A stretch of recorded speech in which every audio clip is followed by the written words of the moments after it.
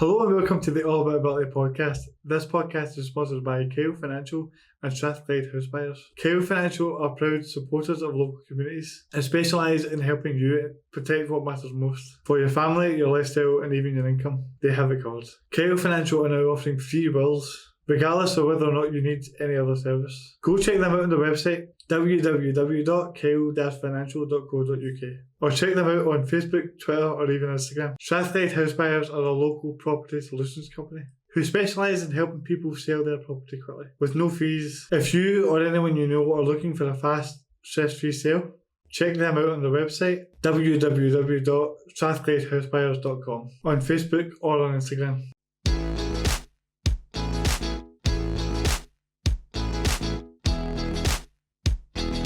So, Miss Brain Trainer, Amanda, how you doing? I was just saying that it's really strange to be talking to you when I'm not sweating to absolute fucking try to get through that challenge. So it's actually good to sit down and have a normal conversation with you, but I'm not gutted to having to actually walk through this pure brutal thing that I was doing. So, how you doing? I am really well. This is the most excited I've been about coming on another podcast before. I had an excitement in me last night. And I think it's because we have actually shared a really special moment, considering we don't know each other, really. And then I just think your message is so special. So I'm absolutely delighted to sit here and have a wee chat. Well, that's quite the compliment. I appreciate that. I mean, thanks a lot. The actual, what you'd done to come down, we had never met each other, and I obviously knew who you were, you knew who I was, and then while I was doing the 1000k challenge, I'm so sick of saying that, I've said it so many times, but it was a marathon a day, and it was so one of the hardest things I've ever done. We were doing it for charity, and the last day my body was really not doing well. It was a long day that day, and you decided to come down and stayed pretty much the whole way through, which I thought was just I remember saying to Paul, I was like, is she alright? I can't can't believe she's doing this. It's just because it's such a sign of a genuine person doing that, when you can see somebody's trying to do something, and that it really did help me a lot that day. Everybody that came and helped, and just the fact that we had never even spoke before. I mean, everybody that helped I'd known, we're all close, and it was just the fact that you came down like that. It was mental. I joined your live the day before, so we'd been following each other a wee while, and I loved your message, and I joined your live the day before, and I was just so captivated by what you were. I just said there was something about what you were doing. I was like, I'm not doing it anymore. I'm off. It was bigger than me. It was like an outer body thing that I need to go down there. And it was weird because you don't consciously think about it till I turn up and you're sitting outside all right. And then it just seemed so natural that I've got followers, I've got people, you need support, we want to raise money for a good cause. It was just a no-brainer, and it just, I don't know, it's something about your message that really speaks to my soul. So that's why. This conversation getting deep quickly. Hell, that's a couple of minutes. We're already getting into that. We'll be sitting in tears in 5 minutes. I know. No, it's the fact just saying that about what we were doing. It was. I quickly realised that I'd maybe bit off more than I could chew with this, and the fact that we actually completed it is still something that I'll look back on and go, that's amazing that we actually managed to do that. But you're talking about my message, and I appreciate your kindness in saying that, but you also have a really good message yourself, and I think we connected through the fact that we're very similar in what we're trying to do. You're very, very wanting to help people, and what you do with being a hypnotherapist as well. So tell us a little bit about that and what made you do what you do today. Well, before I tell you that though, see that 10k that I did with you, I can't believe you done 50 that day. That blows my mind. But what you did, your body and your mind did, is what I've been preaching about my entire life, and that is that everything's a mindset. As we know, I just had surgery a few days ago, but you contacted me and I was like, how am I going to do this? But I was like, it's a mindset. I'm going to do it because I'm telling myself I'm going to do it. And that's what you did that day, which just, the power of the mind is so fucking exciting. That's why I do what I do. Studied it for 16 years. On paper, I'm a therapist, but really I just love to help people. I'm obsessed with somebody that says to me, I can't do that. And then a couple of sessions later, they're flying. They're away doing things they never dreamed of that they could ever possibly do. Like you and I, we love the David Goggins, the mental toughness. I believe it doesn't matter your beginning, your circumstance, what you've got, what you've not got. What you proved to me and what my work does and shows me each and every single day is that it's the mind. It is the mind. Yeah. Doesn't matter about the body and what you've got and you've not got. It is genuinely what you tell yourself. And you were telling me, Amanda, I need to do it. I didn't realise that my kilometres weren't coming off your total number until you told me that you still had to do every single kilometre yourself, regardless of if I was helping or not. So you thought that your 10k was coming off? Aye, until you're like, no, I can't do that. I need to do it. I'm like, wow. See, to be fair, that would have been a lot more sense. That would have been a lot more sense. No, but you're right though, because I think a big portion of my whole, part of why I was kind of depressed and went through a bad time was through limiting beliefs and the idea that I couldn't do a lot of things, just because the way the world perceives wheelchairs and disability as a whole, it's very much like you're in your own box and you can't do this and you can't do that. So all my life I was told everything I couldn't do. And so when that sort of switched, which is hard to pinpoint, obviously there's good days and bad days, but there was a time where, I didn't think I could do anything. So when I started to believe that I could do these things, I wanted to do something that was just so crazy that, I remember sitting with Paul and being like, I want to do something to raise money for charity. And I've been doing 20k so I've been doing like 20k's just as walking, like a 10k in the morning, having a break, doing my day thing, and then another 10k just to kind of up my fitness a bit and feel good about myself. And that was really hard, I was really pushing it. And I remember saying to him, like, so I've been doing these 20k's every day. I think I could probably do, some sort of like big number, basically. And we talked about the British Isles, what were the two, Paul, do you remember that? It's obviously escaping my head. Land's End to John O'Groats. Yeah, Land's End to John O'Groats, that was like 970 or something. And he was like, well, if you're going to do that, you may as well do 1,000. So, and do you know what's funny is the hardest part of the whole thing was the last 30k. So, really, in hindsight, 970 would have been plenty. But the point was the whole thing. I knew that everyone knew that I had said 1,000 kilometers, and it was bigger than me. It was bigger than any sort of pain that I was feeling or any sort of. I was about proving a point of everybody that's told me I can't do something, they were wrong, and the point, and it's not just for me, that applies to literally everybody that you ever meet in your life. We all can do so many amazing things, and we limit ourselves through the experience we have where you're put down and you've went through something negative and it's had an effect on the way you see yourself. That's what it all comes down to. So the sooner that you can start to look at that and start to shave that off, the more you realise that you can do anything. That's what I love about your message though. It's like two people in the same situation. That person's telling themselves, I always give the CT scan, two people going for a CT scan. She's telling herself it's like a coffin, she's suffocating, claustrophobic. She's telling herself, I get to sleep in my bed, I'm relaxed, it's nice and cosy in here. She's going to be having an absolute nightmare and she's going to be loving life. So two people in that situation with 1,000 kilometres, it's what you were saying, you're right, it's bigger than you. The easy option is to be like, I can't, I've been told I can, I just can't. But there's something special about there must be some more. It's the spirit of a person. It's like, I don't know if your mum's installed it. I don't know where it's came from, but it's... It was definitely my gran. Your gran? For sure. I mean, my whole family has had a big part in it, for sure. There's no doubt about it. My mum's amazing. My whole family have been really supportive.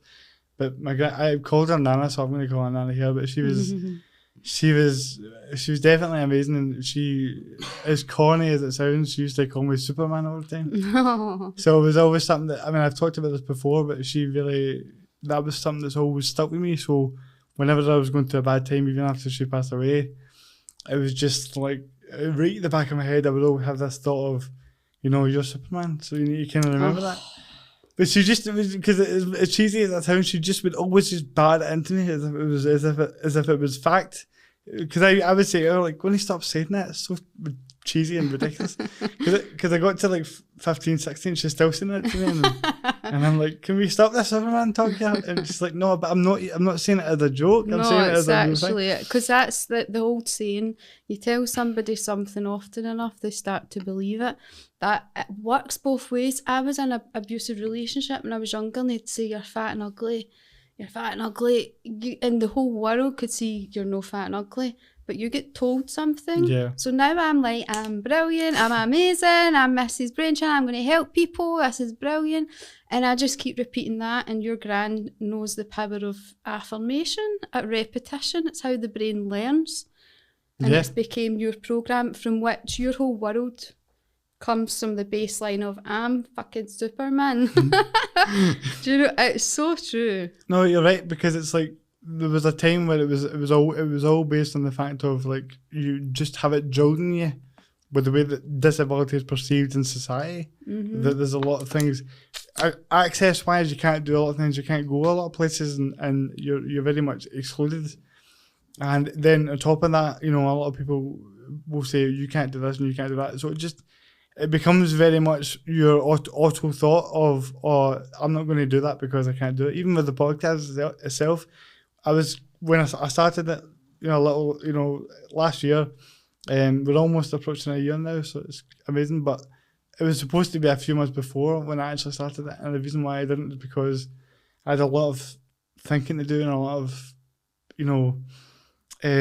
sort of acceptance of the fact that I could do it, and it just, because one of the things that was a big struggle for me was actually talking.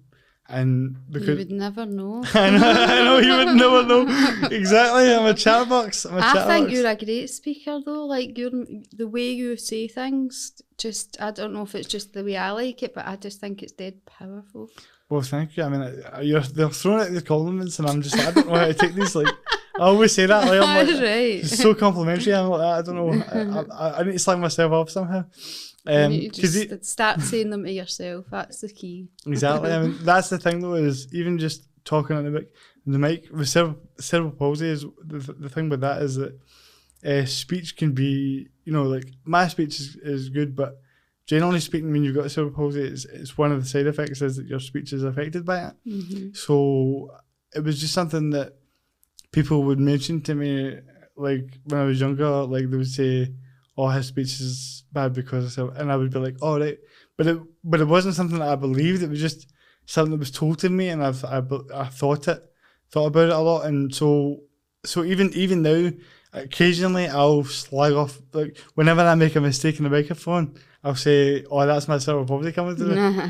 when in actuality it has nothing to do with it. I've just mumbled it, or I've got a dry mouth or something. But my automatic kind of at the back of my head is like, oh, it's. Yeah, I want to mention that because I'm just so used to that being a factor in it, but it really is not.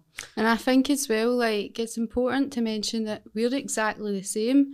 When I started the podcast a year ago, I had all my things in my head. You know what I mean? Like, so you've got, like, we've all got wee bits and bobs, and I'd sit and rehearse things, and oh my god, Paul will tell you, like, that intro took me about 2 months to come up with like a 9-minute freaking intro, because I've got all my stuff going on, and then it's like I didn't used to believe I could have a podcast, but maybe not for the same reasons as you, but just for like other reasons, confidence, or maybe that people, like, I remember when I was younger, I never even realised university was available to somebody like me. Like, how mental is that now? Where now I think I could literally, if I wanted to do anything, no matter how big it is, I can, you can, anybody can. But like, we've all got different kind of battles, haven't we? And it's whatever we're telling ourselves over and over and over again is going to become our reality.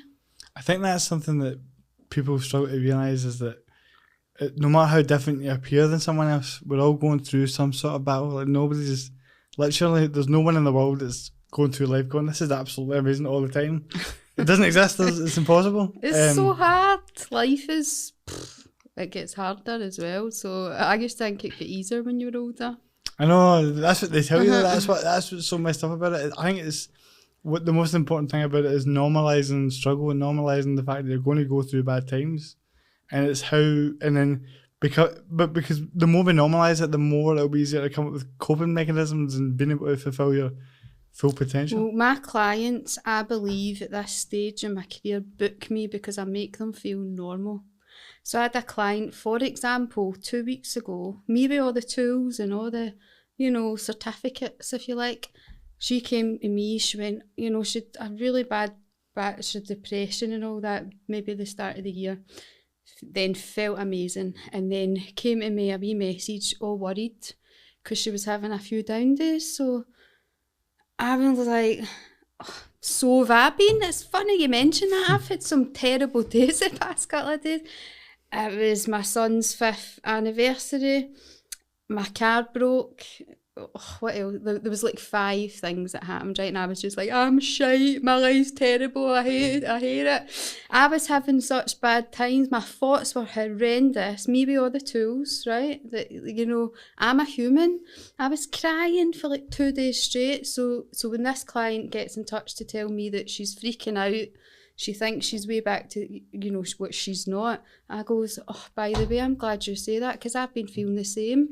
And just that one sentence, I've normalised that we're the same with her. That I'm not here sitting all happy 7 days a week, 24 hours a day. Like, life is going to come with the ebbs and the flows. And she gets so much from me telling her on a vulnerable position, even though I'm met by the therapist and the, this, that and next thing.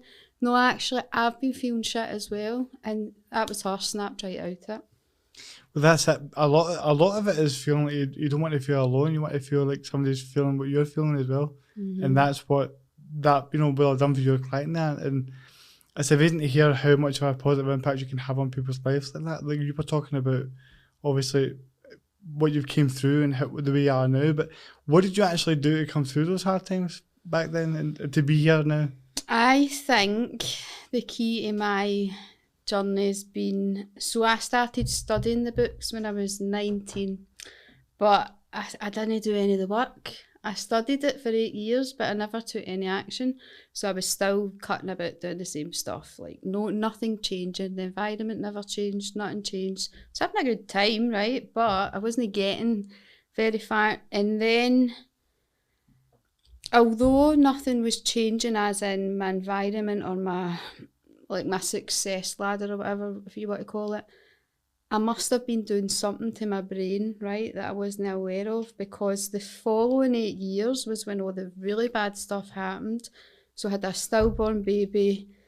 I brought my daughter up a lot of her life myself. Like, it was hard. There wasn't much help kicking about. Like, I had no money, no much anything.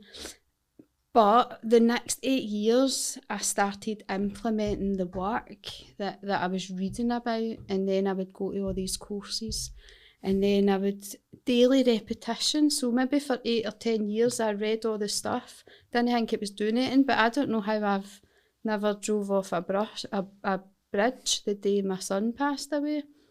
That shows me that I've clearly been programming my brain have the strength to overcome that. Otherwise, I could have easily went off the nearest bridge, to be quite honest. I mean, that's really incredible to hear that. Like, because even when you're saying that, part of me is like, what do you even say in response to that? Everybody goes, how are you so positive, Amanda? I'm like, because I fucking choose to be. Sorry, I'm really sweary today. It's alright. So I'm the worst for that. So don't worry. I choose it every single day. I wake up and I choose it. It doesn't just arrive on my lap. I need to work for it. I need to keep my head clean. I need to meditate. I need to exercise. I need to remember what matters. I need to... for my job, my mind needs to be pristine nick 24/7, so I can't take any days off from tending to the mind, the dirty washing I call it. If you were to think of your mind like washing or dirty dishes, you would be cleaning that every bloody day, but because you can't see the build up, people aren't giving it the respect that it actually really needs daily. I wouldn't even say weekly, it's daily that it needs, and that's through the form of a breathing exercise. Drop your mind to your heart and breathe. Through box breathing like the Navy SEALs use, just getting your thoughts down on a bit of paper. I think that's why I'm so good at what I do, and I don't say that arrogantly. I sorted all my shit out first, so to speak, and I work on myself every day in life, and I'll continue to do it for the rest of my life because I am obsessed with feeling good. I crave it. I love feeling good. It's just, Well, when you've been through all that as well, though, I think you have a greater appreciation for it. Like, there's an element of what you're saying about all this is actually facing all the problems that a lot of people are carrying stuff rather than actually dealing with it. What you've done now is you've been able to deal with all this and learning things. And also, one of the big points of what you're saying there as well is studying something's one thing, but actually putting all these different speakers like Tony Robbins and all that, they all talk about action and how important actually implementing these things in your life is one thing. Knowing something is one thing. Knowing in your head, you go, if I go to the gym, I'll feel good. But then you need to actually go and do it. You can't just say, I'll feel good for this. Because it's like a lot of even listening to you say that, a lot of my whole life is you can't ever know what you need to do to feel good. And then you just... It's like everybody wants the body, but not everybody wants to go to the gym each day. And the best, I think what causes most people's unhappiness is, sorry, I'm tapping away in this bloody table as I'm playing the piano over here, is there not being their authentic self. So see, every time I'm showing up here fully me, and you'll know that. You can tell a genuine person from miles away. If you're repressing parts of yourself, it's going to show up later in uglier ways. So I honestly believe, I think it was 2018 when I really took the plunge and I went to a course by Frank O'Hooley, Scottish actor, and it was all about authenticity. And you had to cry. I had to open my soul up in front of 40 actors who I didn't know, and I don't act. But I was pushing myself outside my comfort zone. I took action. I kept thinking once Romeo died, I left his funeral and I literally was like, I'm going to get out there and do everything that I bloody haven't been doing and making sure his life is remembered and was for a purpose. So I kept saying, I need to challenge myself. And going to wee improv classes, that is challenging, by the way. So CMD wants to kind of get out of the comfort zone. I suggest going to an improv class.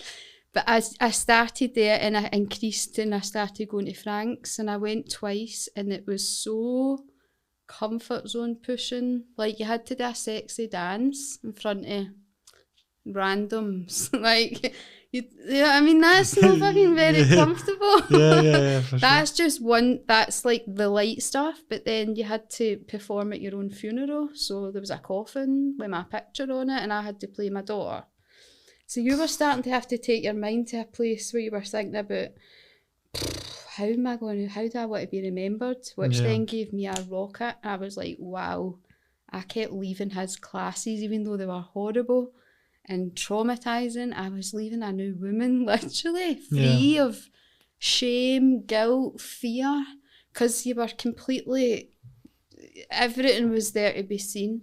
And one of the ones was called The Eyes Are the Gateway to the Soul, and I just poured my whole heart out in front of this classroom. And for that day on, I don't care what people think. I think that's key to happiness. And you just give less F's, I guess, when you're being authentic. Yeah. And it takes You're not courage. hiding anything, that's the thing. Yeah. When you're not hiding anything, it's a lot easier to... Yes. Yeah. You're lighter in a way. All that stuff that you think's shameful. I used to carry all this shame. Oh, you were a single parent. You had nothing. I used to think that was so shameful. And then I went to Frank's class and I'm like, wait a wee minute. I done that. That's amazing. Like, how cool is that? And now I own it and I talk about it. And I think talking about everything that you're scared of publicly is fucking liberating. It gives it less of a power over you, I feel like. Yes, it's like you've got 2 bungee straps on your back and it's like they cut them and you can go and do what you want on your own terms. Definitely. I mean, see, even just coming out, like when you're talking about that, one of the things that really strikes me about it is the idea of coming out your comfort zone and saying to yourself, like, because even although a lot of when I talk about being in a wheelchair and things like that, I think one of my biggest issues was that you were so encouraged to be comfortable. Like, everybody is always kind of scared to push somebody in a wheelchair. My whole life it was very much like, you don't really need to do that because you're already dealing with a lot. It's fine, you know what I mean? Yes, it's like you were getting kept in a comfort zone. Yeah, and I think that is, I can't speak for other disabilities and other people, but I know for me that was a big issue where I was very much. Eventually, what happens is the comfortable gets more and more uncomfortable. So, because that's why getting out of your comfort zone is so important, because the more you can see in terms of stress and anxiety and all these things, these feelings, and I'm talking about on just on the surface level, they're always there, but you become better at dealing with them by putting yourself into these situations. 100%, because we're all walking about on autopilot. When we think about the brain, right, 95% of us are all cutting about on autopilot. It's all programmed. We're not even consciously choosing it. I believe where me and you connect at a level that's not seen with the naked eye is that I know what life's all about because of what happened to me, and you really respect, you know as well, like the importance of living, right, because of your situation. So when you're pushing yourself out your comfort zone, it's like you're snapping yourself out of that part of the brain and you're making conscious, the information's getting up to the correct parts, and it's you start living life on your terms. You start, like, the information gets to the right parts of your brain, you can think clearer, you can make your choices, and you're more alive. It's like it keeps you alive. It's scary. I used to go up to Lenny Mullins in Bath Street and have to like play these mad parts. I was like really bad at acting, but it wakes you up because your heart's beating like a bomb, isn't it? And it's like you're shitting your pants. For sure. And like when I think of you, like that your desire to keep wanting to push yourself is so admirable that it's like what other things would you? I think we should all write down everything we're scared of and then just start doing it today. I mean, you're right. Well, for me, there's a lot of things there, but I think even when I was talking about, like, for example, going to the gym and stuff like that, that isn't the big kind of misconception about that is that I actually experienced a thing where I started getting into the gym and feeling good and feeling more capable of doing things, but there was still a lot of negative issues in my brain. Yes. There was a lot of things that I was carrying and I still wasn't seeing. So I would get fitter and be doing well and improving physically, but I would look in the mirror and still see just a wheelchair, basically. That was all I could, there was no amount of, biceps or abs or anything that would make me feel less. It's like the self-image. It's you think. The self-image was very bad, and so in terms of actually, I think it's really important to realise that there's different areas to this, and the exercising isn't going to fix your mental health problems. That was something I was just speaking purely from experience. For me, that was the case where you realise that a lot of it is looking at it and going, well, how am I actually seeing myself? Why am I looking at myself and doing a lot of good things and still just not feeling any sort of self-worth or any sort of good about me? And it was very much, you start to realise that you need to dig a bit deeper and look at everything that's going on here. I think the key to that though is it's such a hard thing to do. I've even surprisingly, like when I was talking to this Sci-Ferry was talking about it, and that was something that I was surprised we got into, where he was talking about like coming through these times where you're actually having to look at how you're feeling about yourself. And for me, it kind of got to the point where I ignored it for so long, and then it all just sort of came up at the same time.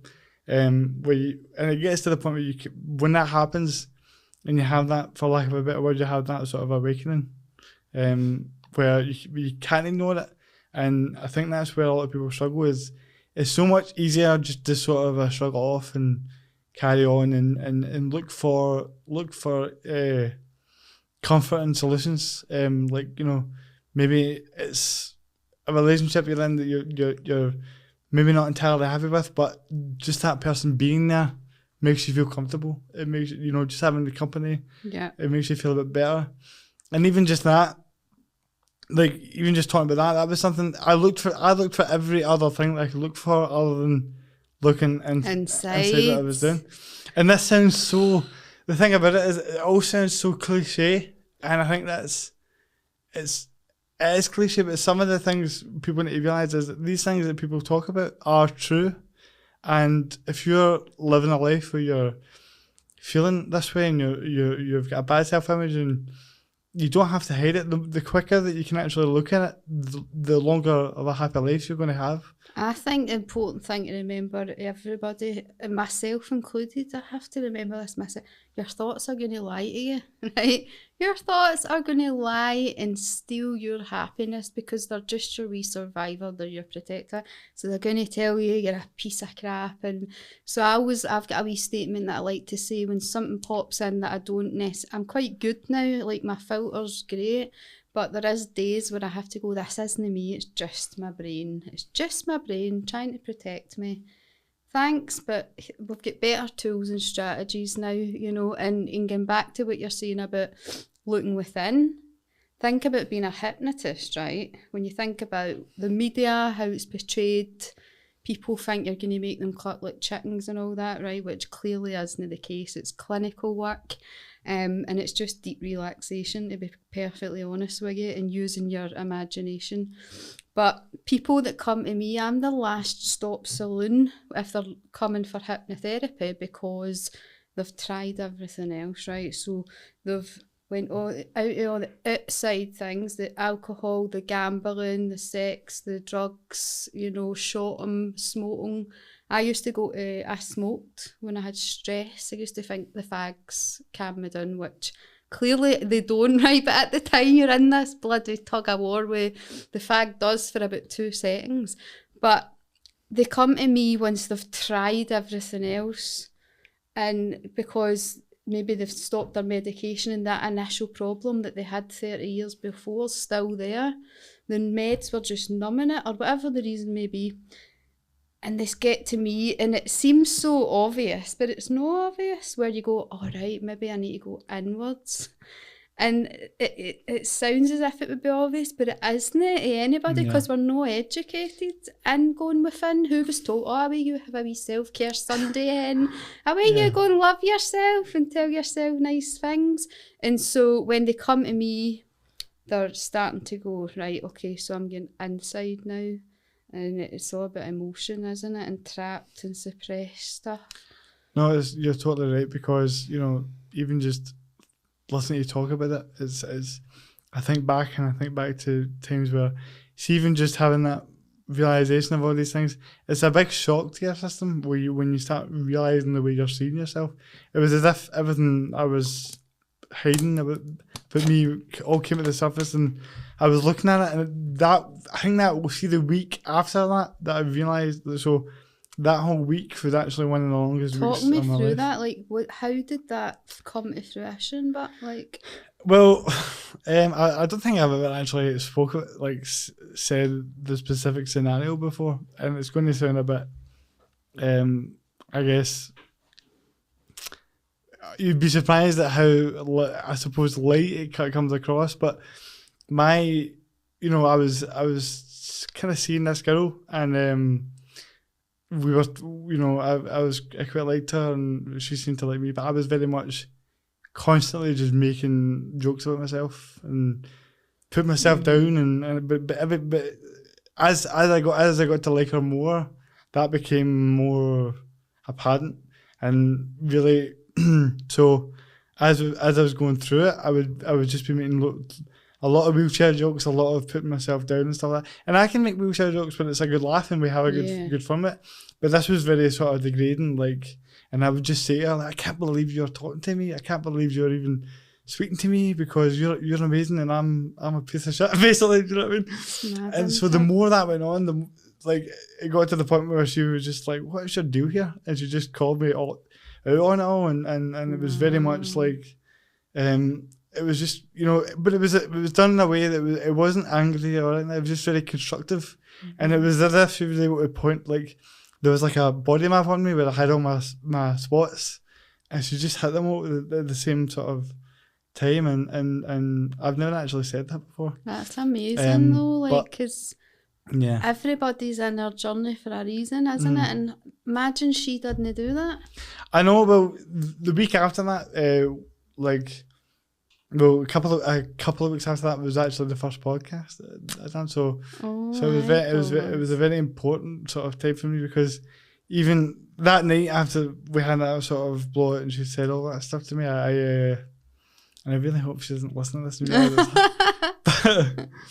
But it was very much like, wow, you know, I remember for that week I was just in my bed and not feeling good about myself at all. I felt quite like depressed and questioning my whole life, basically, what I was doing.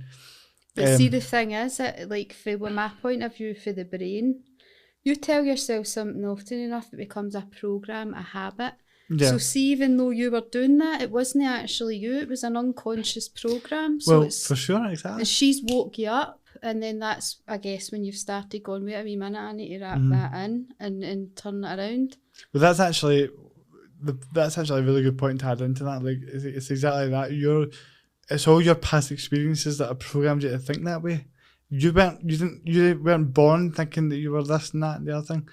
All these different things make you who you are, and for me, that initial week going through that was very much like looking at all, and I found it really difficult, and it was a very tough, long week. But the next week after that I felt a lot lighter about it. I remember coming back to the shops and just to be outside and be in fresh air and smiling about something that's about myself that I would normally hate, you know. So like I've always been very much like wanting to help people, but I didn't see it like that. I seen it as like a needy thing, and it used to be a very much like I thought I was just being a bird, you know.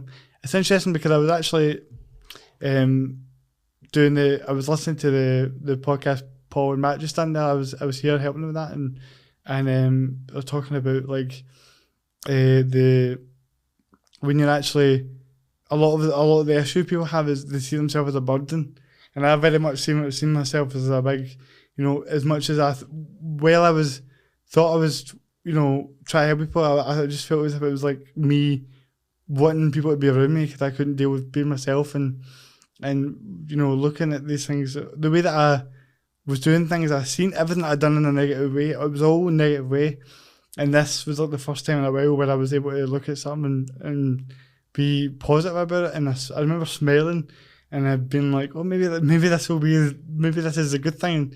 Maybe I can't. Maybe all these things that I've been looking at, I've just been looking at them from this sort of skewed perspective of what's happened to me in the past. When in actuality, when you realise that coming through all this stuff is actually very empowering, because you can look back on it and go, I've been through all this. I've survived that. Exactly. And you use it. That's the difference. You've got two options. You use it to set you up for the next wee page, or you let it eat you up and destroy you. And it's no judging either way, because it can be very easy wee trap to get yourself into. Like, but the fact that you overcame that in a week, like, a lifetime. I'm not saying like pure fully or whatever, but you've done something and within yourself without any help.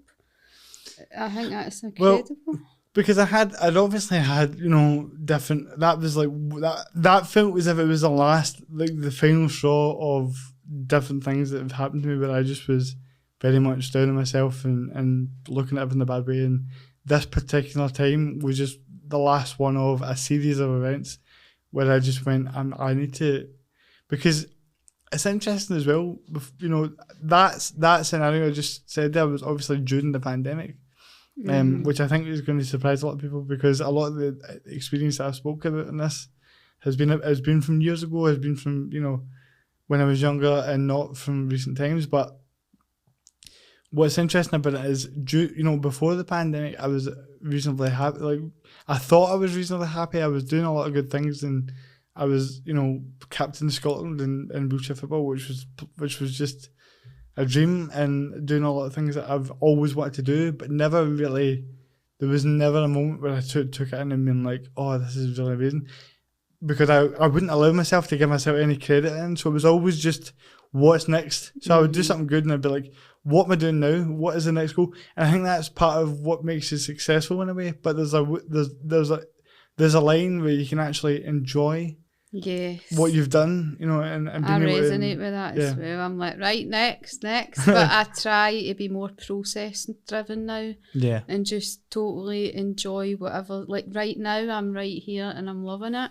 Like rather than thinking about what's next, because that in itself's like a recipe for disaster, isn't it? Like, because you're never going to be happy chasing it. I think that. So kind of social media and stuff has a big part to play in the idea that you're people live this sort of artificial life, and I think a lot of these emotions come up when you at the end of the day, when you're by yourself and you're realising that your thoughts in your head are, I didn't like being myself, because I always wanted to be doing something, because I never allowed myself time to think too much about how I was feeling. What is your self-talk like now? Do you you're obviously around good people. Yeah. Is that a big part? I think that's a big part in my life as well. Your circle has a big part to play in it. Like, even, I've had people speak about this in the podcast before, but now particularly I feel like I'm in a better circle than I've been in most of my life. Like, meeting people like yourself and even, Paul and Matt, they were very kind to me and invited me in the podcast when I was just starting out, and I found it strange, because it was like, why are people trying to help me with this? And and I was looking for people to help me with the podcast, and Paul was like, I can just come and help you and I'll produce it and stuff. And I was like, really, you would do that? So it was just, I think that for a long time in my life, my circle was always about trying to fit in and trying to make the wheelchair sort of invisible. And it's impossible to do that, obviously. And I wanted to be seen for something different than that. And it took me a long time to realise that you can, these things are what make you who you are. Like, I would never, if somebody, this is going to sound so bizarre to people, but if somebody came with a magic wand today and said, I can make you walk tomorrow, but it would mean that it would mean that you were never in a wheelchair, so your whole life you were just never in a wheelchair, and this is that would be it. I would say no to that, because I love it. Because that would be, I'm sure that would have been good in some ways, but also I could match you with that with my son, and that takes a hell of a. That takes something to be able to say that, but he's made me, and that's made you. Mm-hmm. I'm a better person. I'm a better mum. I'm better at, I don't know, just living because of that happened. And I guess that's why you wouldn't take it away either, because everything that you've got or done is all because of it. Do you know what I mean? Yeah. It was always the plan. And there's good days and there's bad days. There's times where you feel bad about yourself and you get a bit overthinking and you sometimes you get yourself in a wee spiral. But what's good is that every time that I do a podcast, I think what I didn't realise subconsciously was it was giving me more confidence and just the idea of actually you realise more and more that you know, like you said earlier, your thoughts, you know, some of your thoughts are just, you know, bullshit. And that is true. Like, even during the challenge, like, there was a lot of days where I was in this room, so, you know, the gyms were obviously really limited access during this period, and the guys knew that I couldn't do a run, and I had to be somewhere. So I was able to use a ski in a row and a video athlete, because they're just great people, and we're in there, and it was just me in a room, myself. I was roasting hot, like it was the warmest room you could, because it's a Muay Thai room, so they put the temperature up for the athletes training, so they're more, you know, used to the temperature. So it would just be me and then myself. And the first few days, I actually remember there was a couple of times where the music went off, and it was just me trying to do this. Thoughts. Like trying to do 10k, 20k, 30k, 40k, and so it was every day doing at least 40 kilometers, and you're like, there was a lot of bad thoughts. There was a lot, like I think my head was kind of beating the shit out of me a wee bit.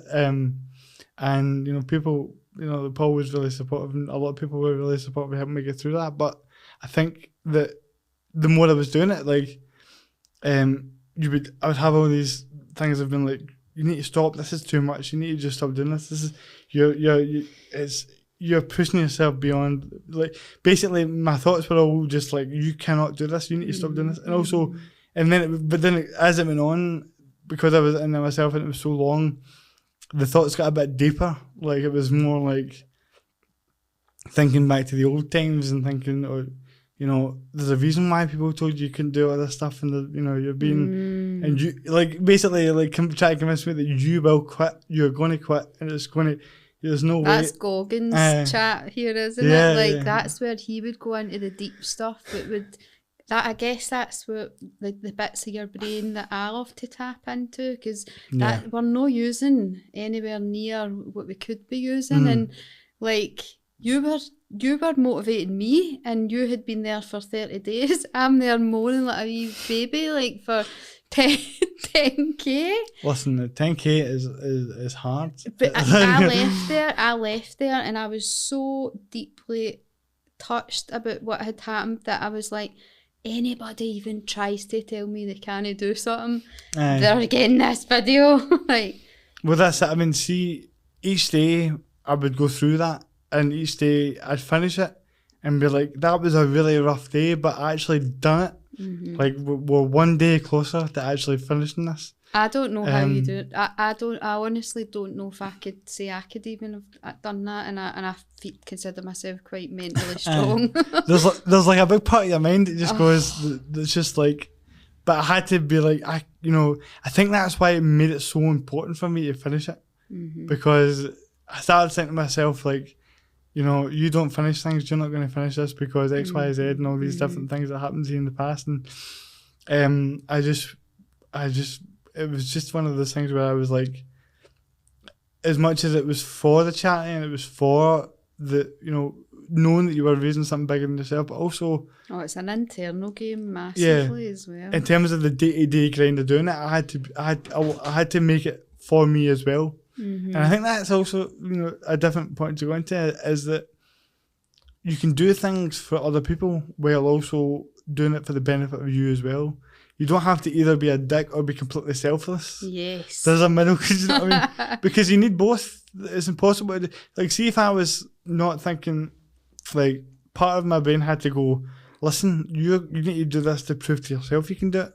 And as well, that is also another, you know, every part of it is a motivational bit, and you have to say, I'm on my to-do list 80% of the day, and the people have got a big issue with looking after themselves, or like putting themselves first, and I think that's where most of the problems come from, because I never used to be like that, and of course the results do the speaking. Now I'm always like, you on your to-do list, because they're all going to put with their flipping lists with everybody else on it and everything else. But I think it's our conditioning. I was never told to look after them, you know, go and take a wee self-care day. Or well, I've talked about, like, the things I've came through and what I had to do for it. But you obviously have been through so many like incredibly difficult things. What was the initial sort of period of how to actually get through this? What was it you had to change from that first beginning period of it all? I think my daughter was obviously my biggest reason for getting out of the bed every day, right? Because you had to. Mm-hmm. I had her when I was 17, so she was always there. So she was a huge part of, I had no choice. I didn't really give myself a choice. But I think I had to, I'm the type of person who, and I think it came from the programming, reading the books, where I could get really bitter, blamed the hospital, the NHS, There was loads of things that weren't right, but I could either focus on that and deteriorate away into a horrible wee bitter lassie that is angry and, I don't know, whatever. But I just was like, nothing's going to bring him back. So I kept reminding myself that no matter what, I need to take the positives. So I think it was positive thinking as much as people poo-poo it. It really saved me because I had to be like, right, what positive can I take from this? And the positive I took, as I said, I left his funeral and I became a fearless. I became like somebody else. And I got this drive in me and I was just like, I'm going to use this. So it was all my internal chat. I was like, I'm using this. I'm going to make this mean something rather than... So I guess everything that I keep saying right now keeps coming back to the way I was speaking to myself. And so it was like, right, what positives can I take from this? And just started using it to... Right, well, if I can give birth to a dead baby, I can fucking go and do that course. I'm saying that to be quite shocking because that's really how it was. Mm-hmm. And so much good stuff happened for me after that. Like, I got a mentor, good people came into my life, and that's because I used the experience, I think. But it would have been very easy to go the other way. But I definitely think how you shifting your perspective. There's two ways of looking at absolutely everything. I could have easily, as I told you, killed myself, but I had Tegan to think about, and I think out of respect to my son, it'd have been a pretty shame to do that as well. I mean, you're saying to me, I don't know how I wouldn't be able to do that challenge and all that. But see, the things you've been through, like honestly, like. I don't know how, to be able to look at it like that. You're totally right, but it takes such a strong will and mental toughness to be able to do that. Mm-hmm. And I hope you are aware of the fact that you're not an ordinary person going through dealing with something like that in that way, because like you say, it can break so many people but this is where I actually kind of cut the world off for about 6 months. I think that's a crucial part when you're saying, how did you get through it? What did you use? I purposely stopped speaking to everybody because I didn't think it would be helpful to sit and listen to your family who's emotionally involved. I think all that would have hindered me. Mm-hmm. It wasn't helpful for me to chat about it. I was so terrified to see anybody without my big bump. So I just shut off for about 6 months, seen a counsellor for a year and came full circle and just kept telling myself that I'm going to make your life matter. And I kept having that wee mantra. So I think when you're going through a hard time, keep your people or your environment if I was to hang about with my mum and my sister and my family every day after that happened to me, we were all greeting and it was all... And that is natural. I'm not saying that's not what you should do if that's what's right for you. For me personally, that wouldn't have helped me. That would have kept me stuck and took me a lot longer to get out of. It's interesting because what you're really saying is that you had to have time to process it your own way. Yes. And I think that's important, not to be getting everybody telling you this is what you should do this. I done too many outside voices. I honestly don't listen to anybody anyway.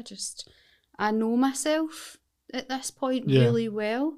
So I think that's maybe having that awareness and knowing what's good for me and my family was a crucial component to getting through it. Because you don't have to take, like, when somebody gives you advice on something, it's not about, like, knowing the good thing about knowing yourself that way is that you're able to take advice but also use it in a way that's useful to you and not just actually stumbling upon it and being like, well, because I think people would give me advice and I would end up using it in a way that was trying to be exactly like somebody else instead of actually saying, how can I make this work for me in the way that I work, you know? So, like, for the first 27 years of my life, I was a pure doormat, like, naive. I was like the nicest person ever, but you get took advantage of. And you were just, it's like a people-pleasing thing. Like, I didn't know that at the time, but I can look back and I'm like, whoa, I don't recognise that version of myself. Yeah. So now I listen to people if they're in a position that I want to be in. Mm-hmm. If Paul's got to advise me on podcasting, my ears are going to be wide open. Do you know what I mean? Because he's in a position with it that I want to be in. I don't really take advice unless, because I know myself really well. It can sometimes... No, exactly. I mean, I totally agree with that. I think that makes complete sense. You were talking to me about before, last night about what you aim to do now. Talking about, how these people can... Taking advice can benefit you if it's from somebody that you would actually respect and listen to, which is the big thing. But, what is it in your head now that where do you want to go with this now? Oh, do you know, through the 16 years, right, of being obsessed, fanatical about the mind, I believe if everybody knew how powerful they were, like me and you, like I changed my own brain. I wasn't any good at school, wasn't academic. The fact that I can go into a school in the East End on the 11th of June and teach 15-year-olds how to rewire their own brain, because yes, we are that powerful. Yes, it can be done through simple things like actual breathing, which we're all doing, taking about 20,000 a day. We can slow our thoughts down. We're so powerful. So my whole mission in life now is just to speak to young people and say, see, when you're getting the big emotions, here's what you can do, and it's no hard. Let's do it right here, right now. And watch them slow their own brain down, watch them change their emotions, self-regulate. See that anger, by the way, all these teachers are shouting about you for. Paul will tell you, the psychologist, Dr. David Burns, he, makes you feel good about anger. It shows me you're a really passionate person. You'll never be walked over, you're a person of justice. I believe, like, if we can make kids, like, if you knew what was happening up here when you're having a negative thought in a simple, easy to understand way, and then showing how to stop it, like, why is that not being taught anyway? Like, that to me, 100%. I'm going in there on the 11th of June to teach that, and that just makes my soul so happy, because it's like, imagine when you were 11 and it was like, Kieran, see that stuff you're saying to yourself? This is what's happening. It's just that. And you're like, oh, cool. Here, by the way, there's how to change that. And I could teach my 5-year-old niece this stuff. She's actually 7 now. That to me is just amazing. Like really fulfilling. Getting into the young people's heads, and so that they don't end up at 40 and think they're broken and think they've lost their mind and just end up going down a different path.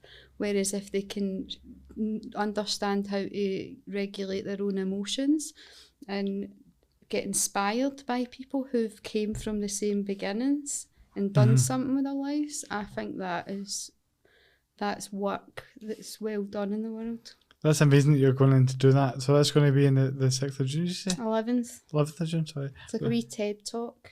They're actually getting a Ah. videographer in. I'm like, oh shit, I've sold myself really well here. Well, that's amazing. I mean, because it will actually have such a significant impact. That, like you say, if I'd had that at that age, and to know that you're going to be moulding and changing lives is exactly what you're all about.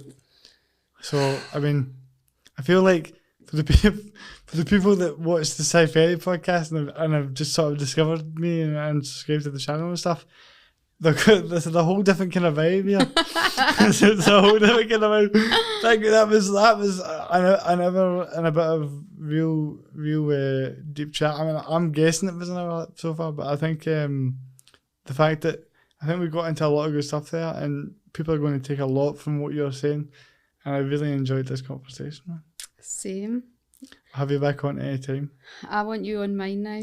For sure, we'll do it. There's so many people that I speak to, even just last night, somebody with the same condition as you, and he's like, I'd love to meet Kieran one day. Kieran inspires me, and he's got the same condition, but you, like, sometimes the way he sees his condition is such a negative, and I think like he gets so much inspiration from you. So I'm like, message him, like, that's amazing to hear that. So you're inspiring people far and wide that you probably don't even know. Well, whoever that is, feel free to message me. I'll definitely He'll love that, I'm sure. And good luck with the chat. That'll be really good. Thank you so much.